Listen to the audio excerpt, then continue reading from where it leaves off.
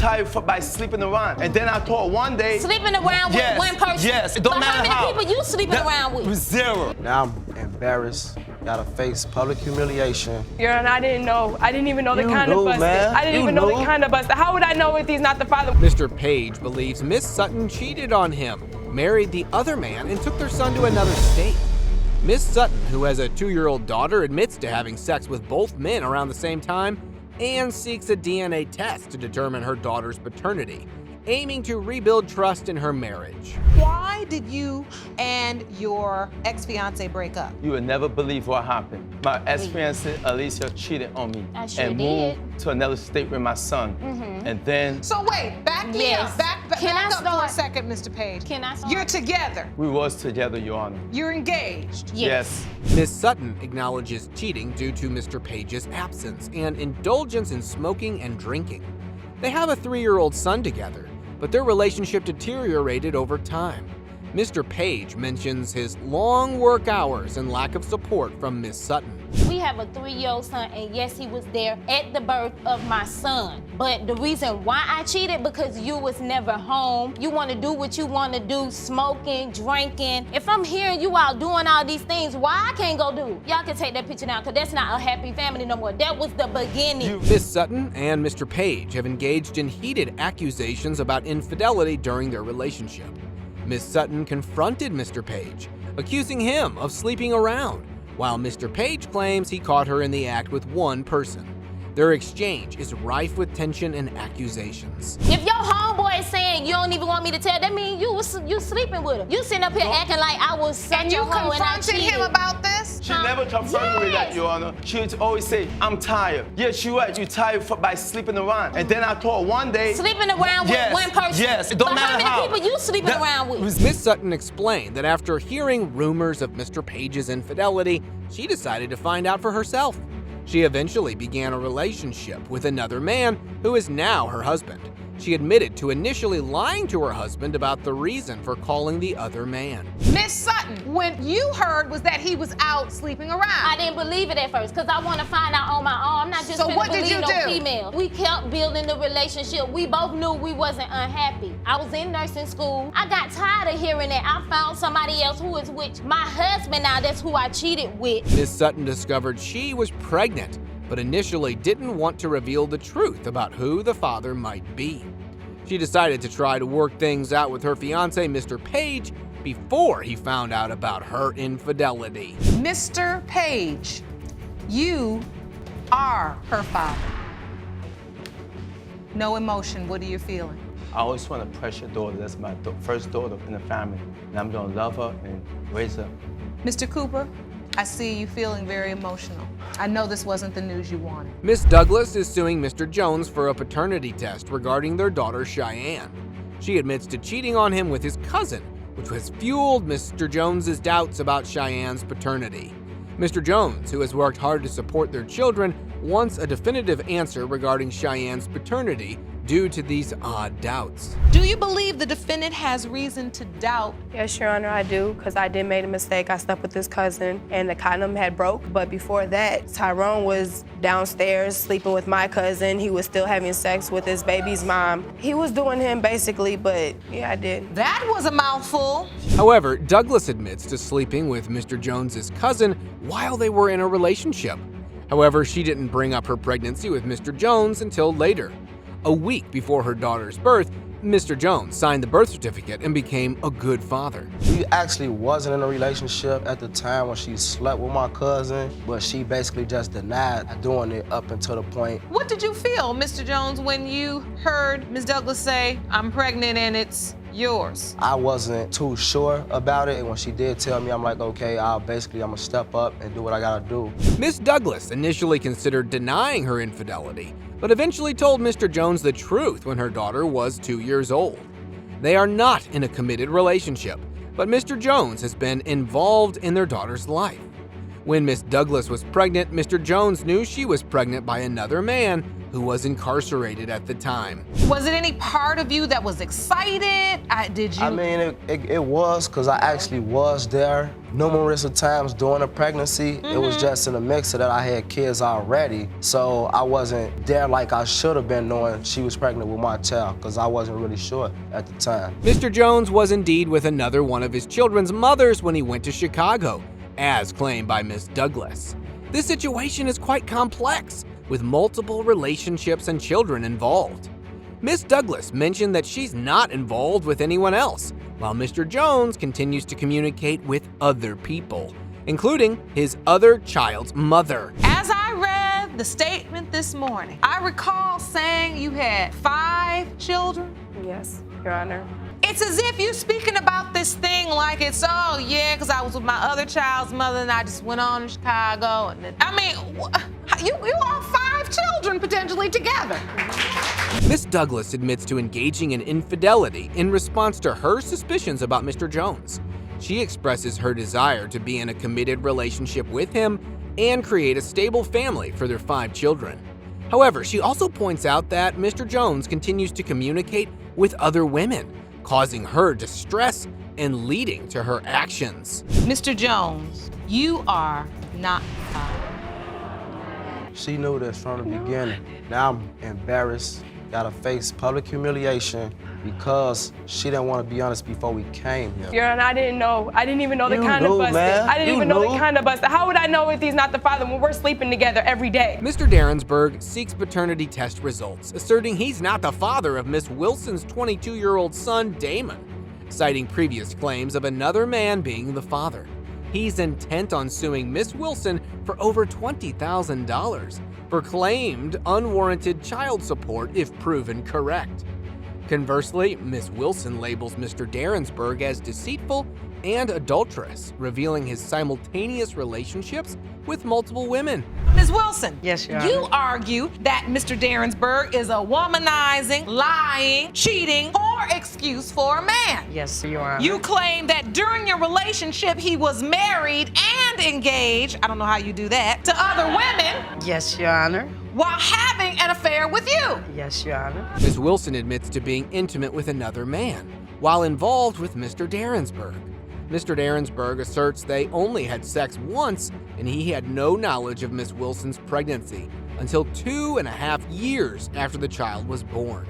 He remained with his girlfriend during and after his involvement with Miss Wilson. Well, first of all, we only had sex one time. She was promiscuous. I was promiscuous as well. I didn't find out 2.5 years after she had the kid. So you never heard from her anymore after this? I saw Miss Wilson at my girlfriend's New Year's Eve party. Oh, because you went on back to your girlfriend after that. Of course. Mr. Darrensburg refused to consider the possibility that Miss Wilson's child might be his when he saw her pregnant, adhering to a see no evil, hear no evil mentality.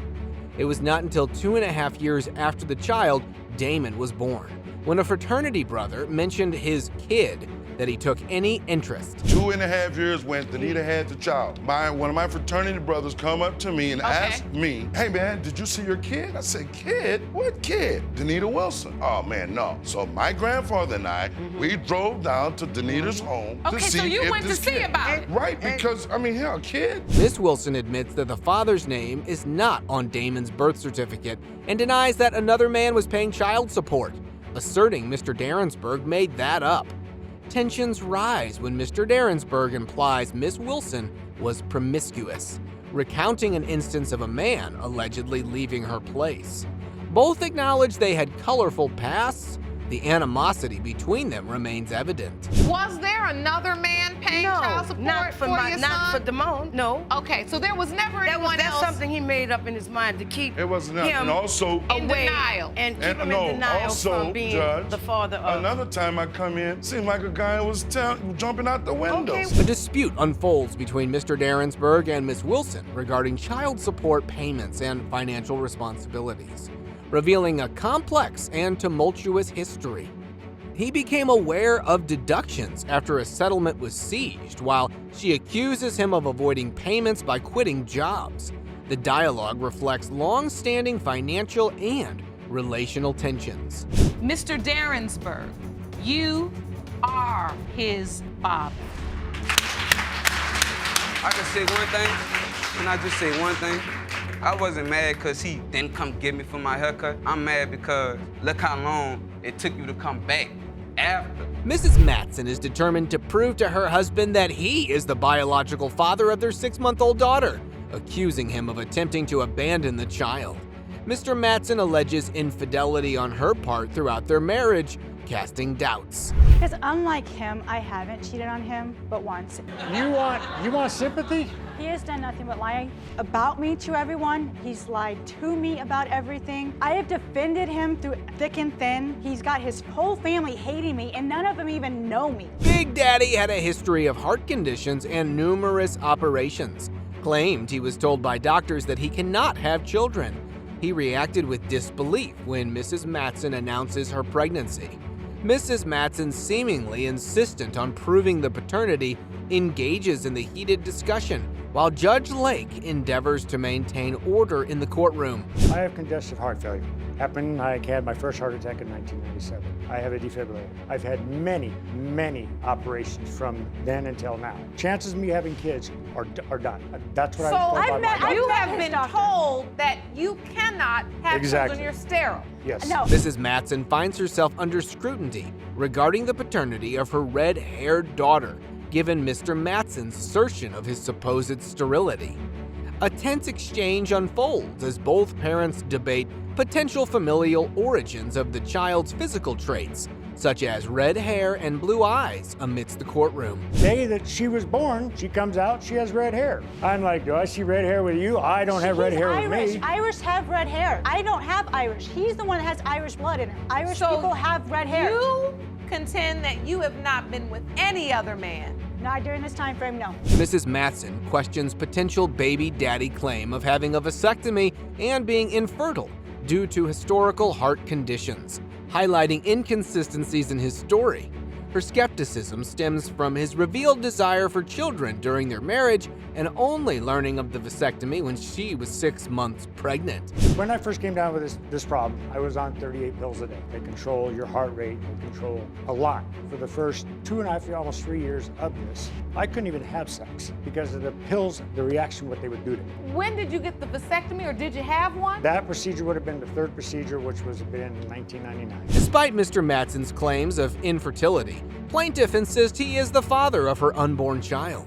She asserts that his disbelief and revelation of supposed sterility only emerged 6 months into the pregnancy, contrary to his expressed desires for children earlier in their marriage, thus sparking skepticism about the veracity of his claims. As soon as you tell him, what happens? He didn't really have a response when I told him that I was pregnant. I came downstairs, I took a pregnancy test at home, I came downstairs. I didn't have a response? Not really, no. I didn't even fill out that couch. Remember I said, well, what is this and whose the hell is it? No. That's not a response? And it wasn't until I was 6 months pregnant that he told me he couldn't have kids. Mrs. Matson admits to infidelity due to her husband's neglect and suspicious relationship with his widowed boss.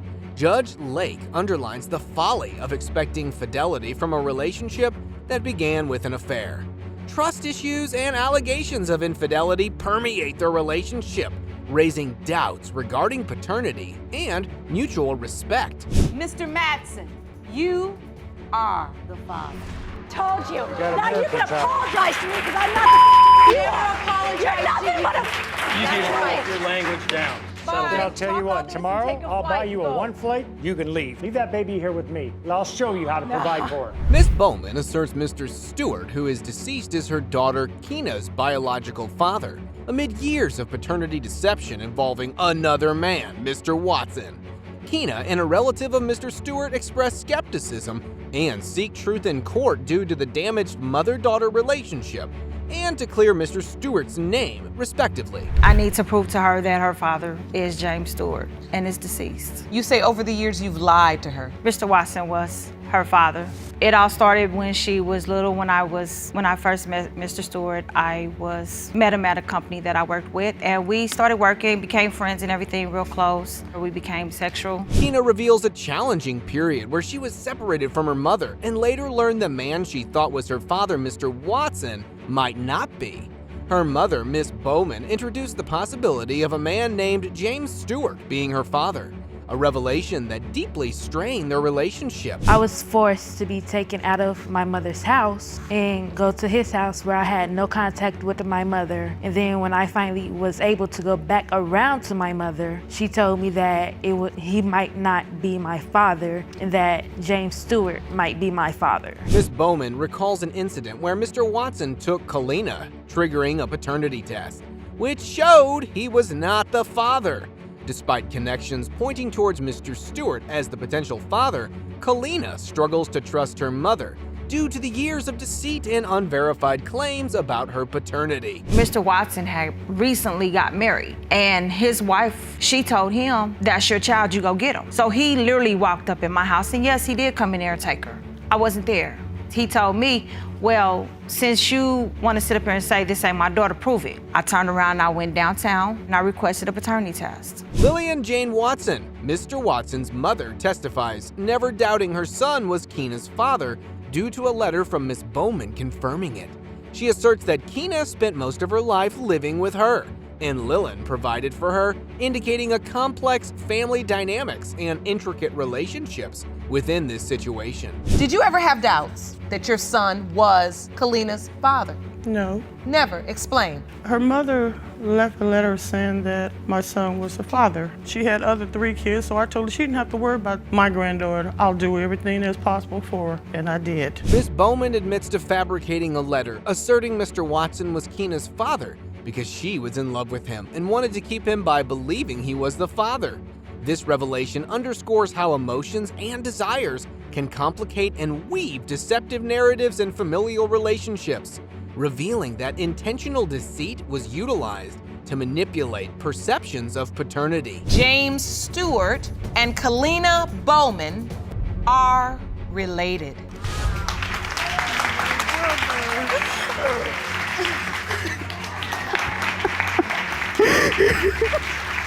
It's over. Oh, man.